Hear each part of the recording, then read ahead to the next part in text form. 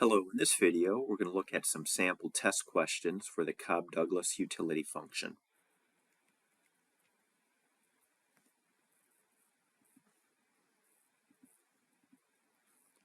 Question 1. The consumer's utility function is given by the following. Got good x and good y here. We want to derive the marginal utility for each good. Let's start with the marginal utility of good x, taking the partial derivative of the utility function with respect to good x. The exponent on the x term comes down in front, and then on that x term we're going to subtract 1 from its exponent, so 0.25 minus 1, and we don't have to do anything with the y term. Simplifying up here a little bit, in the exponent on the x term, 0.25 minus 1 leaves us with minus 0.75. And then if we want, we can move this x term down into the denominator. And when we do that, we lose the minus sign on the exponent.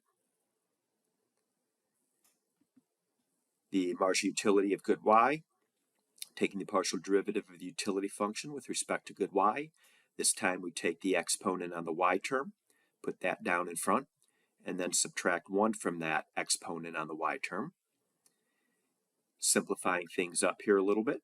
On the y term, the 0.75 minus 1 leaves y raised to the minus 0.25 power. And then following the rules of exponents, we can move this y raised to the minus 0.25 into the denominator. When we do that, we lose the minus sign on the exponent. Part B, let's derive the marginal rate of substitution, which is given as the marginal utility of good x divided by the marginal utility of good y.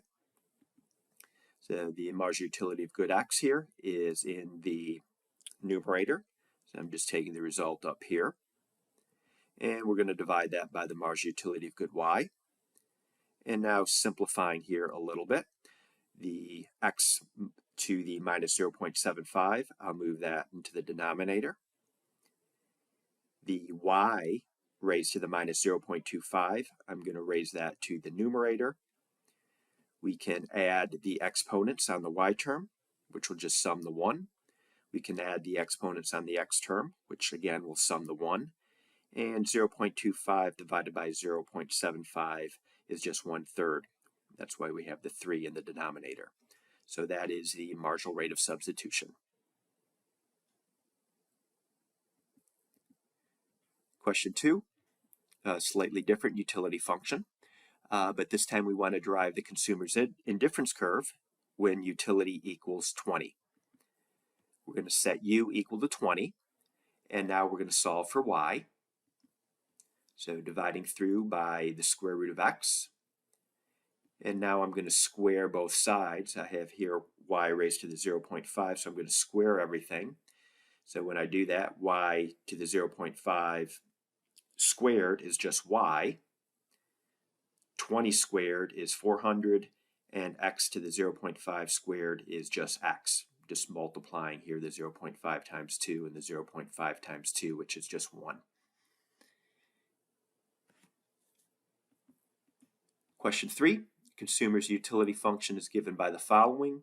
We want to show that the elasticity of substitution equals 1. As before, problem 1, we got the marginal utility of good x. So same result we saw in question 1. So here's the marginal utility of good x. We get the marginal utility of good y.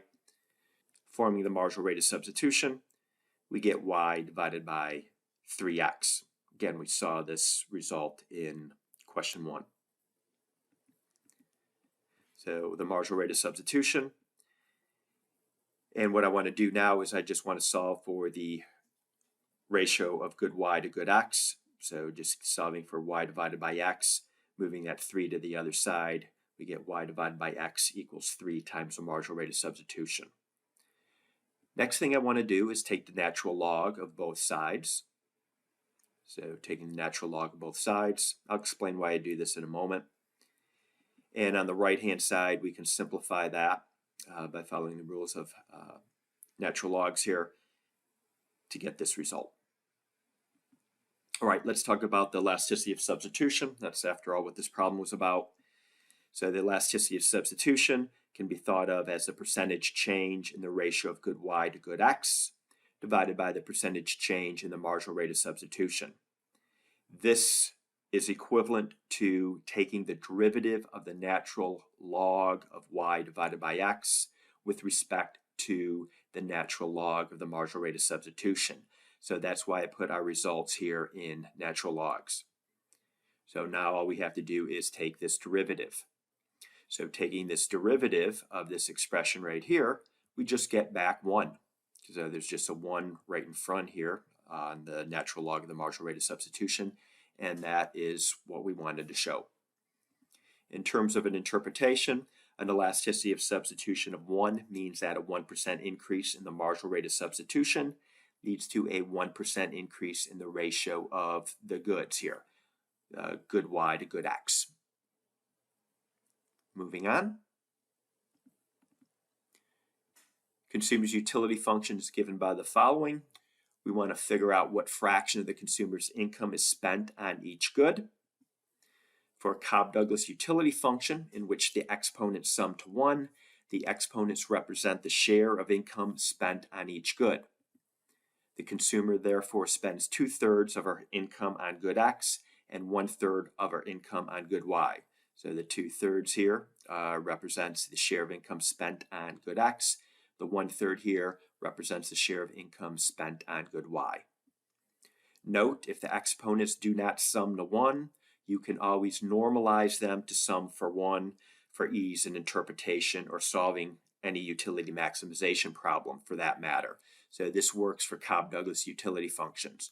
So for example, if we had a utility function that looked like this, okay, so y here is just like y raised to the 1 power. To normalize these exponents to sum to 1, do the following.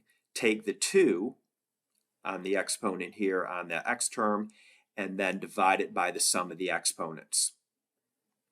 So the sum of the exponents is 2 plus 1. So I'm taking the exponent on 2 and dividing it by the sum of the exponents. I'll do a similar thing for good y. Take the exponent on the good y term and divide it by the sum of the exponents. If you do that, 2 divided by 2 plus 1 is just 2/3. 1 divided by 2 plus 1 is just 1/3. It's just 1/3. All right, let's move on to problem 5. A consumer's utility function is given by the following. If the consumer consumes 4 units of x and 9 units of y, what is her total utility? So all we have to do here is evaluate this utility function at this consumption bundle. So plugging in our results, the square root of 4 is 2, the square root of 9 is 3, 2 times 2 is 4, times 3 gives us 12. So the consumer gets 12 units of satisfaction at this consumption bundle. Question B, solve for the marginal utility of good x at x equals 4 and y equals 16. We need to first get the marginal utility of good x. We're going to take the partial derivative of the utility function with respect to good x. So this 0.5 comes down in front, and when you take this 0.5 and multiply it by 2, you just get 1. So we just got 1 here. And then we subtract the exponent. We're going to subtract 1 from the exponent on the x term. So 0.5 minus 1 just leaves us with x raised to the minus 0.5 power. We can then move that x raised to the minus 0.5 power into the denominator. And then now plugging in our values for y, we're going to plug in 16. For x, we're going to plug in 4. Taking the square root of 16, we get 4. Square root of 4 is 2. 4 divided by 2 gives us our final result of 2. So the marginal utility of good x when x equals 4 and y equals 16 is 2. Okay, that's it.